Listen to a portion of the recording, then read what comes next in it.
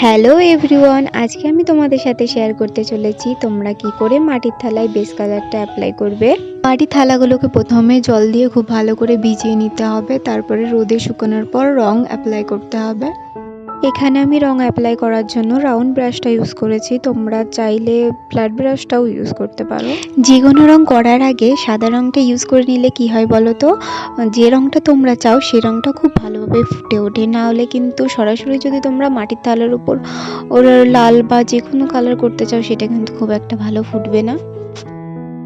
এখানে সাদা রংটা খুব ভালো করে শুকিয়ে নেওয়ার পর তারপরেই কিন্তু আমরা লাল রংটা করা শুরু করছি। লাল রংটা অ্যাপ্লাই করা হয়ে গেলে খুব ভালো করে শুকিয়ে নিতে হবে, আর শুকিয়ে নিলেই তোমাদের বেস কালারটা করা কমপ্লিট হয়ে যাবে। তারপর তোমরা থালার উপর নিজের মনের মতো যে কোনো ডিজাইন করে নিতে পারো। আমার ভিডিওটা যদি তোমাদের একটুও হেল্পফুল লাগে তাহলে অবশ্যই লাইক কমেন্ট শেয়ার করতে ভুলো না।